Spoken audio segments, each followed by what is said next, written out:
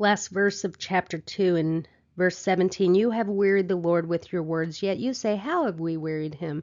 In that you say, everyone who does evil is good in the sight of the Lord, and he delights in them. Or where is the God of justice? So like Israel, we often overlook the fact that God's blessings depend on our faith and obedience. If we choose to follow our own path, God will withhold blessings. But they had noticed that wicked nations were more prosperous. So the people were saying, well, what is the use of serving God? Where is the God of justice? Yet they were unfaithful to him, and they questioned God's justice, saying he delights in evil people. They had given up on God and had grown morally corrupt. They were faithless and hopeless. So Malachi points them to the future. Chapter 3, verse 1, behold, I'm going to send my messenger, and he will clear the way before me. I'm going to pause before I finish that verse. This messenger is John the Baptist. Jesus explicitly identified this messenger as John the Baptist in Matthew chapter 11, verses 7 through 10, quoting Malachi. Now, John the Baptist publicly announced the arrival of the Messiah.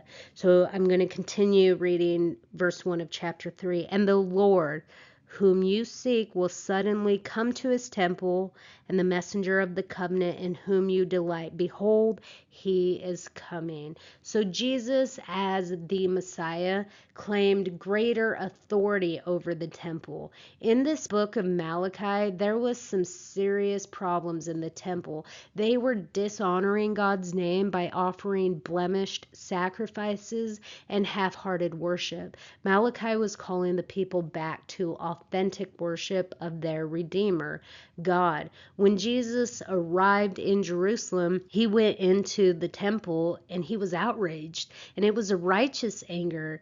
The perversion of God's house was still going on. They were selling the sacrifices in the temple area, which financially benefited the high priest's family. The entire worship of God had become commercialized and tainted.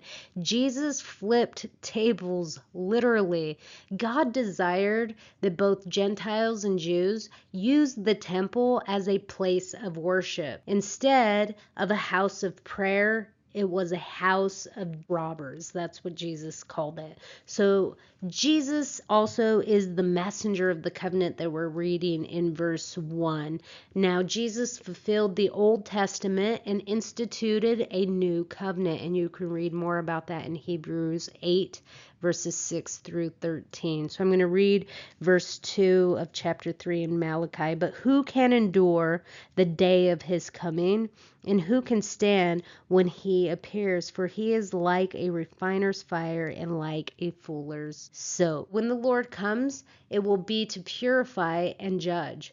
God's coming will mean judgment and purification and also redemption. The Lord's coming will purify Israel, purging out the wicked. They were asking about God's justice. Where is the God of justice? And this is their answer. Probably not the answer they were looking for. The judgment of Israel will not only be on the priests, but it will be on the entire nation, the whole nation, those who are involved in occultic practices, demon worship, adulterers, liars, those who deprive workers of their wages and oppress widows and orphans, and those who mistreat foreigners and those who do not fear him. But there's hope. Verse 6, I'll read it. For I, the Lord, do not change. Therefore you, O sons of Jacob, are not consumed. God remains faithful to his covenant. God will keep his promise to the nation of Israel. He is a comfort to anyone who will accept his grace.